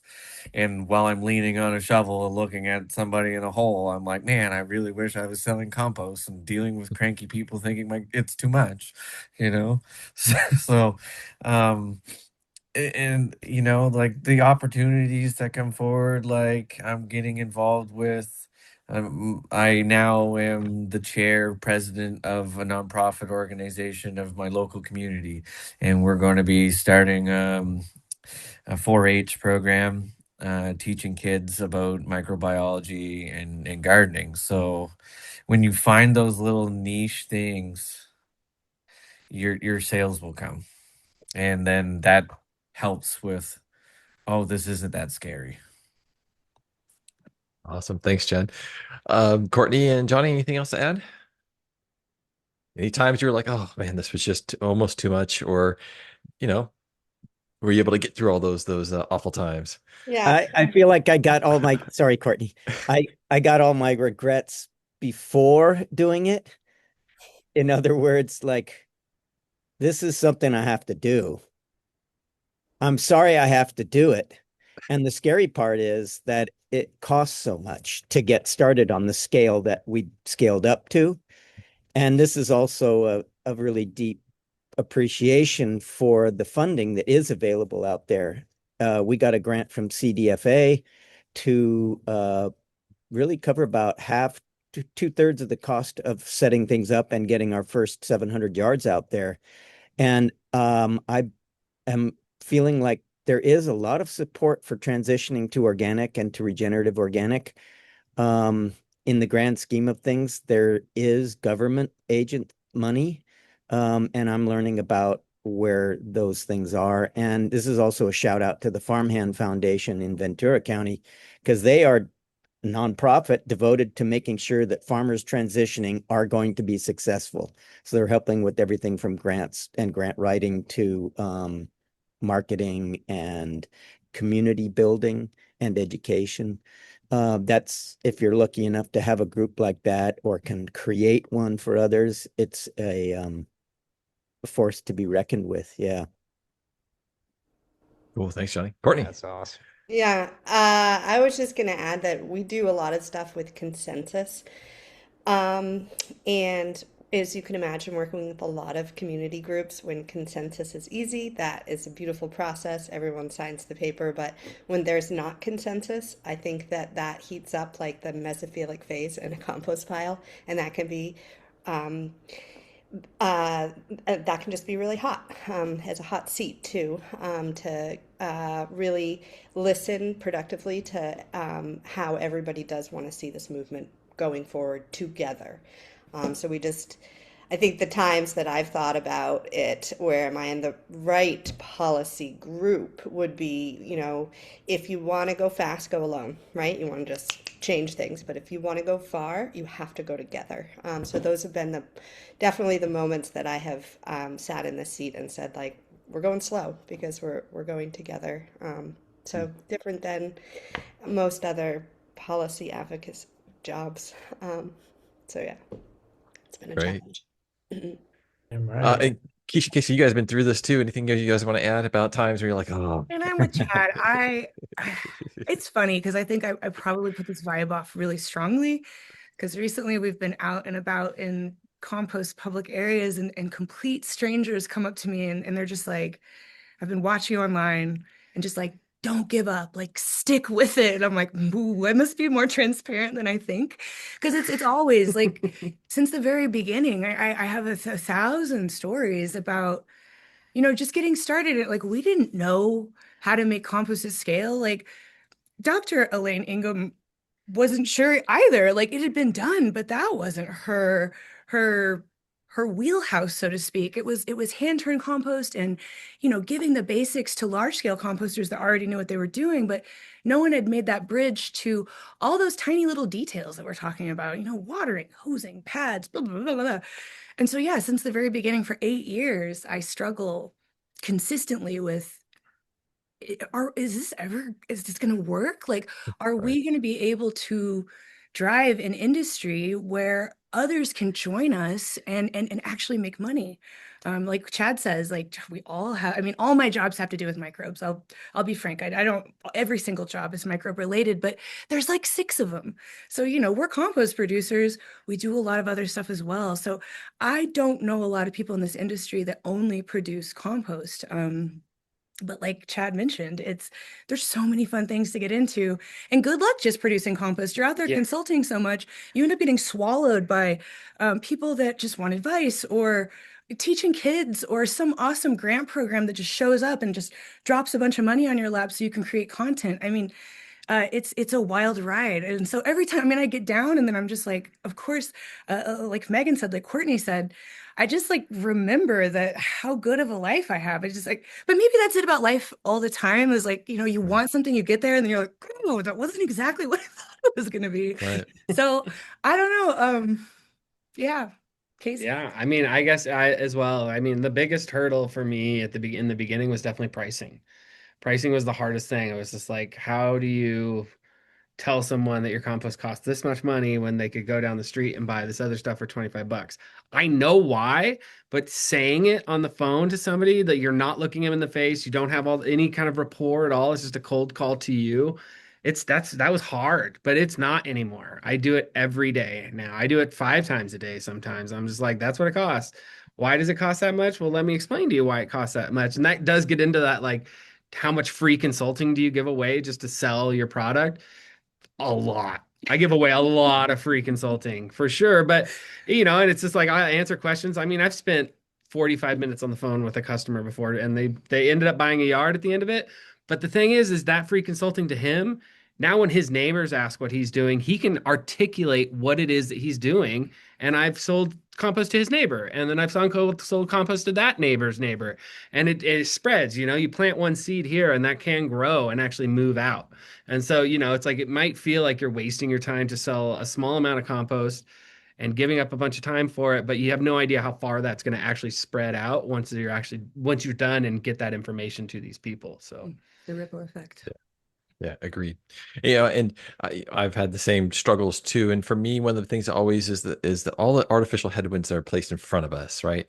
Be it regulation, be it just the industrial kind of education system is so incestuous with the chemical companies and all that. There's all these headwinds in front of us, but now I look at it as a challenge. I'm like, you know what? It's going to be tough, but I accept that challenge. And I have great respect for all of us that are actually in this kind of position doing this kind of work, because it's not easy. It is not a simple thing to go out there and challenge that status quo that's out there. And you have to arm yourself with knowledge, and you have to get yourself some confidence to be able to speak in front of folks. But you know what? Once you start doing it and you start feeling more comfortable about it, then it becomes easier and easier and easier. And then it becomes a mission, really, at that point. For me, it's like, no, this is what I need to do. I guess And one more thing yeah, I want to add, sorry, sure. Brett, is No, like no, go when I for it. do talk to people, the one thing, like one technique that I do have now is like I call myself the worst salesperson ever, because when somebody calls me, they'll be like, "Hey, I need 5 yards of your compost," and I'm like, "No, no, you don't. How big is your yard? How big is your space?"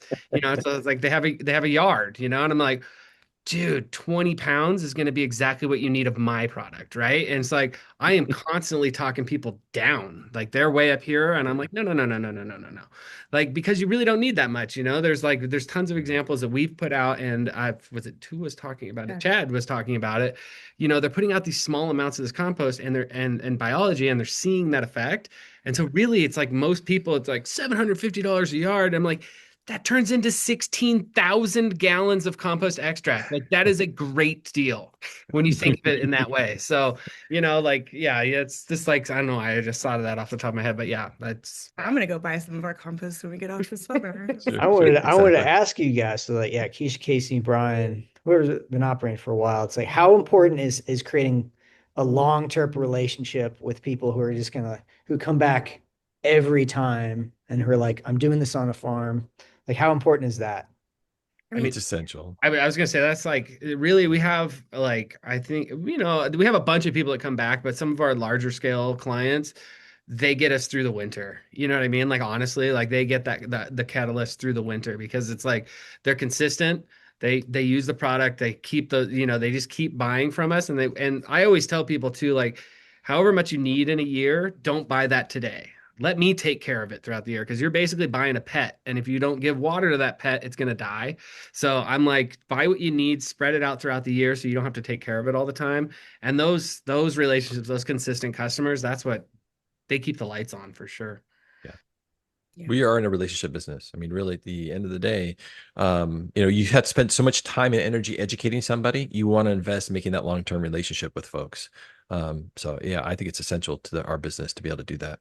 Yeah, I'll just say frankly, like a few years back, one of the big trials and tribulations we went through was a freaking lightning struck in the valley while we were working with Elaine in Oregon. So we couldn't get there to do anything for the fire. And we burned down completely. We lost machinery, dump trucks, vehicles, compost. We lost everything. And we just got it all paid for. We had no way of bringing it back. And the only thing I could think to do is go on Instagram and say, like, help Catalyst compost stay alive. And we had customers come out of the woodwork and buy an obscene amount of compost, like compost that they didn't need, compost that no human, like 15 yards for garden beds, just like, and it's like, how important is it? We don't have fire insurance. It's epically important. It's our customers, the people that buy our compost they're our business partners. So there isn't anything more important than the long-term relationship, not in this business. Right. It's a good question. Yeah, I want to switch to a question. Oh, Raleigh, you have something else you want to add? Oh no. Okay. I'd say, I mean, I see other people like Todd Harrington too. He creates relationships that like Yeah. a decade long, 15 years, and they just like once he's got this one permanent, like whether it's a contract in the local city or at the farm, it's like they can last indefinitely, and it's like it's such an important piece of this whole pie. So I do want to switch back to some questions from the audience. And since we showed the video and we were talking about eucalyptus, that definitely has been a number of questions that come around that, which is, how did you treat the eucalyptus wood chips, or how did you kind of deal with a product like eucalyptus that has such a bad stigma kind of associated to it as far as its antimicrobialness? Yeah, I'll take that one. It was a stressor when we got there. I was panicked. And I immediately took a thermometer because I saw the steam coming off the piles, stuck them in the piles, and had a conference with Johnny. And the first thing to deal with was the expectation of what might happen. So we had to sit down with Johnny and Matt, actually his partner, and everyone else on the team, because it's not just them. And we sat down and talked about this, like, okay, we're up against something here. We have hundreds of yards of this wood chip material. To buy it, we looked, it was going to be $25 a yard. It was impossible, plus shipping. It was impossible to pay for. They didn't have the funding To replace. to replace, yeah. And so they made the decision to, go with the fact that I was following the clues. And I said, they say that this stuff is going to be antibacterial. Bacteria is what causes our heat. And you know what? There's no issue with heat in these piles. We haven't had any inputs to them at all. They're sitting dry and they're already at composting temperature. So that's giving me the clue that maybe the bacteria are okay. So where did I go with it next was I want to bring in as much diversity as possible. And big bow to Zoya, she's on the team. She just got to it. I've never seen anyone get chips like this woman got chips. She called every single company over and in an embarrassing way, she harassed them and got us the chips we needed. Every day it was like the logistics were crazy. It would be like, we got a load of oak coming between 1 and 2. We've got what was that stuff called? Like flaming amber or whatever. It's just like, the names and the diverse species that were coming in. And it was like I felt like an air traffic controller just trying to like make everything move. And then the next thing was like the belief in the microbes that we make. So one of their investments was buying a good amount of our craft compost in bulk. And I just believed it's so diverse. There's got to be microbes in there that are going to withhold this storm. So we added the microbes and we did much more water than we usually do. We hit it with water like ain't nobody's business. I just like microbes love water. So we just went hard. And I tell you what, those piles got up to 160 degrees, 7, 8, 9 days in a row. Like you should see our temperature charts.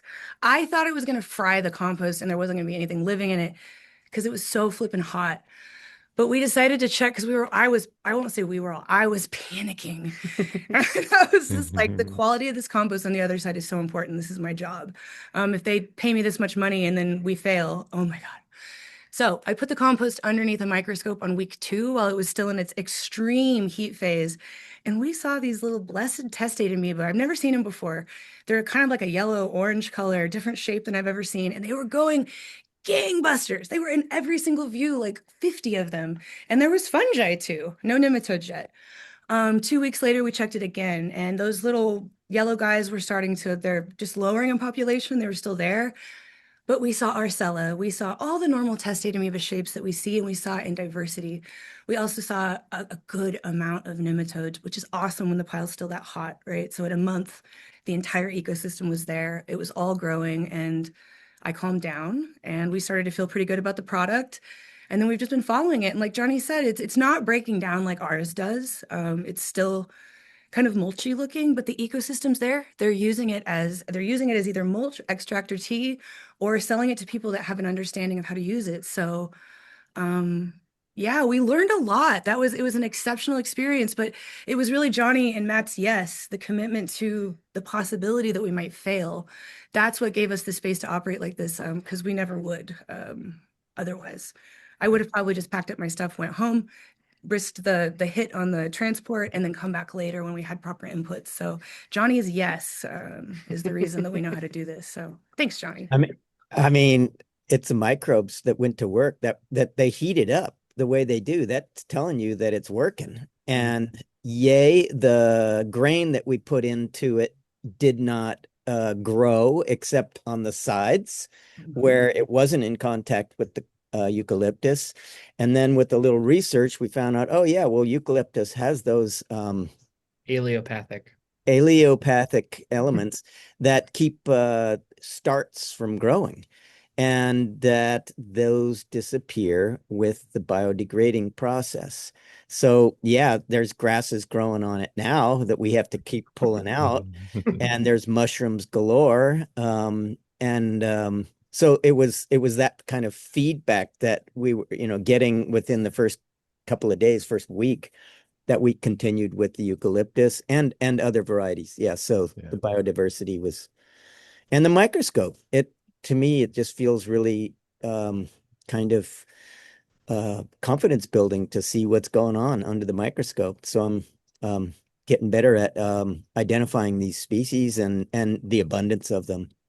Hmm. You know, what I really love about this story is, Keisha and Casey and Johnny, what you guys described was you went through the thought process, right? You went through your understanding, your knowledge of how these systems work. And then you thought through the process and said, okay, these are the signs and indicators are telling me. So therefore that risk is now acceptable. Let's go ahead and move forward with this. And I love that because that's what we really want more people to think through. These living systems are not like the, agrochemical kind of world, which is you get a soil chemistry report and you have a formula, you just put it in and boom, there you go. You prescribe the kind of solution.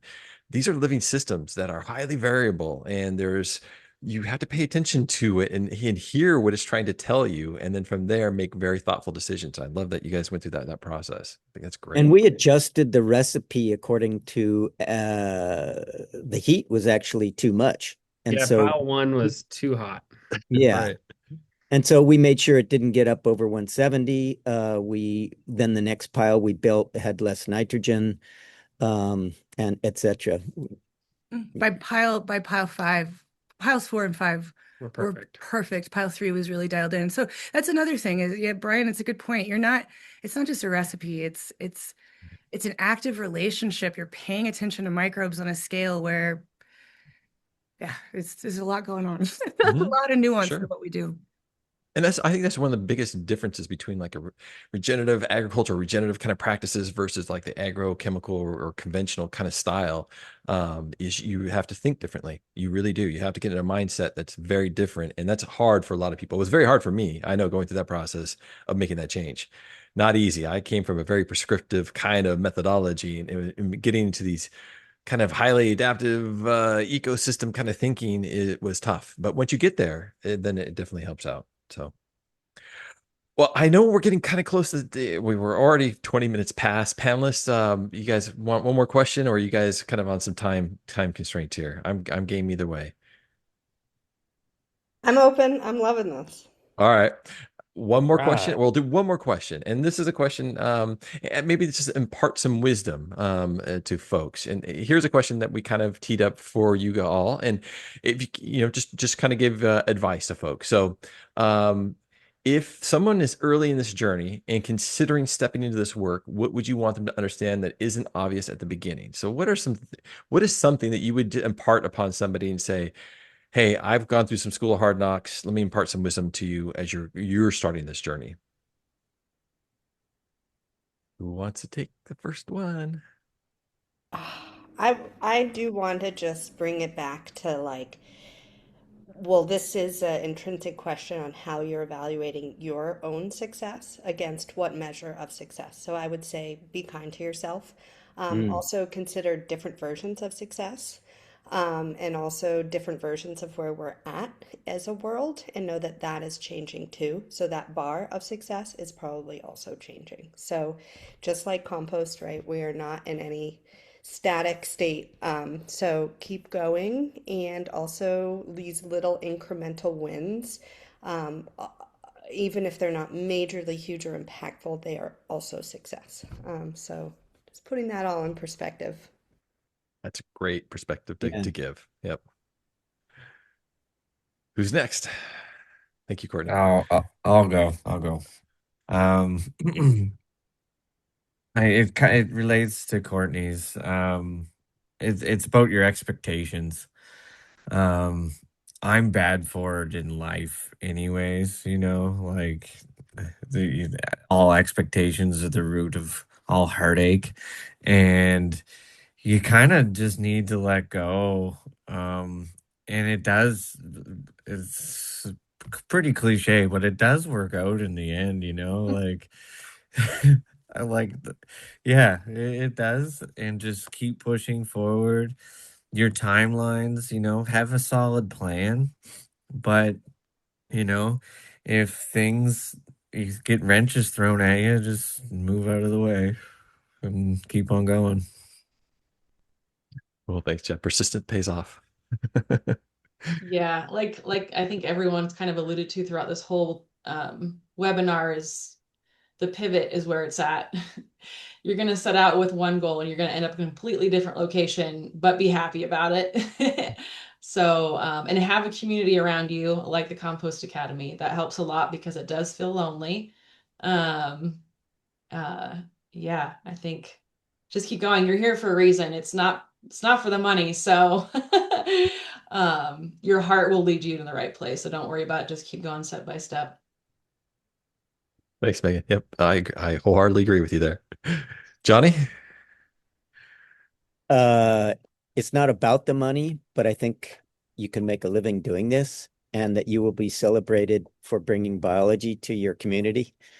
And I look forward to a world where success is measured by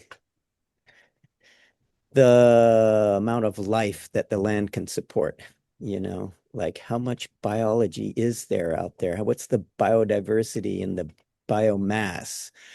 Um, so that's that's my master anyway. And I'm here to be part of the community for anybody who's willing to try, like I really do appreciate this community. And I do feel like we have support, and holding each other up is just really important to me. And deep bows to Keisha and Casey and to Brian and Raleigh. You guys just really make it possible.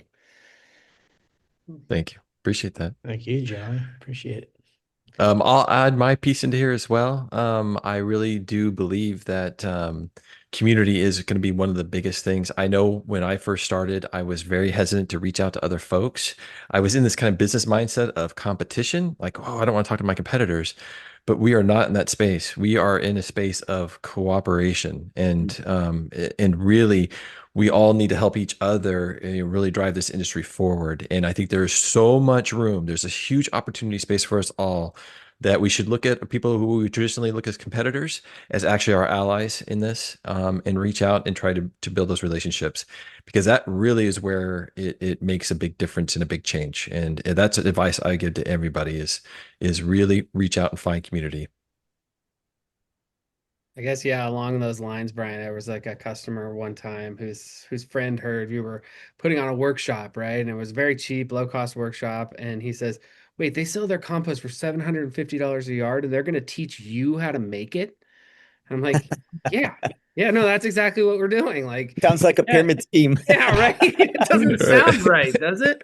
But it is. It is that it's like that idea is just like spreading the information is not like we're not Home Depot versus Lowe's. You know what I mean? This isn't like Burger King versus McDonald's. It's we need everybody doing this, and by that, it's going to help all of us in the long term. It's like we want to get to that place, and so yes, being in cooperation, Mhm. sharing knowledge, pushing this forward, like the rising tide raises all ships, right? So Yeah. Yeah. Beautiful. Great. And Raleigh, anything else you want to add on that? Oh, I mean, like just the power of community and the power of things that knowing and to tap into it. Like I know like Kourtnii working with Keisha and Casey, like knowing how to tap into things like grants, epic. Like there's things that I never even considered. And it's like, oh my God, those things are available. They exist. Oh, it's just mind blowing because normally we go to this mentality like, gotta do it on my own, gotta bootstrap. No one's gonna help you. Nobody's out there. And Mhm. yet that's the way you actually do succeed. It's like it's overriding that mindset that like it's just you doing it alone. It's like, no, no, you can't succeed like that. It's Mhm. impossible. Overcoming a very like, like we're in America, we do it this way. It's like, no, it's not just that. Right. Yeah. I love that, Raleigh, like that you said that because it's cues up what I wanted to bring up is what everybody's saying here is, it's really cool because although this industry is new, we get to form it. So it's like it's so crazy at Compost Academy. I'm like, I own the school. I can do whatever I want. No, It's so right. crazy. When I want to change the culture, I can bring it up. I can change it. I guess what was unexpected for me was like what was going to happen to my brain when I put myself to my own like I have these ideas about how want the world to work. I have these ideas about how business should be, what's sharing and communication, and I'm pretty strict with myself about this stuff. And when I really started walking the talk, like what that did for my own mind, for my emotional capacity, for the person I am. Like I'm a completely different person. Like the way, like the volume of care that I can have now. And what Johnny said, to be celebrated, you guys have no idea. The gold stars, the green hearts that you get for this work, you can't even measure it in money. The celebration that you get for doing this is so great. And the celebrating that we get to, I want to cry, the celebrating that we get to do, like, oh my God, like it's the best. It's life changing. So I think that's every time, you want to give up, you want to stop. It's just like, God, what? But then I would miss out on all these stars, Right. all these hearts, and all of this celebration. And Yeah. man, when life is a microbe party, it is an excellent life. So yeah, yeah, that's mine. I think one Well, last thing too, and sorry to interrupt, no, no, Brandon. go ahead. No, go We ahead, Ron. see where the future is going. Like how much has been affected just the last 2 weeks. All of a sudden, fertilizer is extremely expensive in countries like, oh my gosh, we can't keep going with the same paradigm. And so us knowing that, you know, compost that happens on large municipal scales is great, but we're creating the compost that can actually, not just compete, but like change the paradigm of the fertilizer industry, of the agrochemical industry. It's like we are that alternative, even though the knowledge of it is still kind of in the infancy and it's growing, but we're there to catch that and create the space for it. Like Yeah. Yeah. for when the need is there, and it's going to happen. It's like the shortages are going to happen. We need to be ready there to catch that need. You know, Yeah. I love that because it's contextualizing our work here, and it really comes back to human health. And so nutrient density measures are now becoming a thing. Like how nutrient dense is our food? And that work has drawn a direct line to soil health. Mhm. So that story to be told is just beginning. I think it's really great to have that grasp on kind of like where we're going with this. Like if we want nutrient dense, healthy food and healthy people, you, you need healthy soils. So what we're doing is bringing soil health. And a beautiful caveat in the middle is the strongest instrument to measure food density, food nutrient density, is our taste buds. Taste is the indicator of healthy, complete foods. And yet we are, Dan Kittredge is building an instrument that will measure, and proof of concept has been done, a spectrometer that measures nutrient density. So the story that I'm starting to tell is we're building nutrient dense food Sure. for all concerned, including humans, by working with the soil, because it really starts there. Yeah, it does. Well, you guys, this has been a fantastic webinar. I love hearing your guys' stories, and it really brings a lot of, I think, pleasure and happiness to Keisha, Casey, and Raleigh and myself to have people that have gone through our program doing this work. I mean, actually going out and facilitating these things. And thank you all, the panelists, for sharing that knowledge and sharing your experiences, because I think it's important for people to hear it and understand it. So, with that, Also, yep, real quick, I just want to say shout out to all the people from Compost Academy who've gone through so many programs that are here today. sure, I mean, it's so awesome seeing, like, you know, Dan and William and Anthony, and Stacy yeah.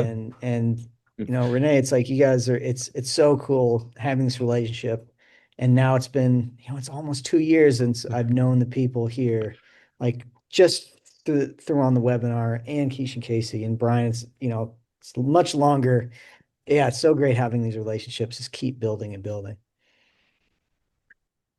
All right. Well, I think on that note, folks, we're going to go ahead and end this. And for those of you that are going to sign up for the class or have already signed up, we'll see you on April 9th. If not, we'll see you on future webinars and also podcasts that we'll hopefully be putting out here soon. So, other than that, I want to thank you One all. Oh, last, Raleigh, sorry, yeah, one last thing. We are going to have a Q&A next week before we're starting on Tuesday or Wednesday, but we're going to announce it before the live class. So just stay tuned your inbox for all that. I know all the cues we missed. Sorry. Yeah. There is. Yeah. There are A's. We just didn't Yeah. get to them. Yeah. All good. All right, All right, guys. Thank everybody. you so All much, right. everyone. Bye. Thanks. Thanks for Thank joining us, you. everybody.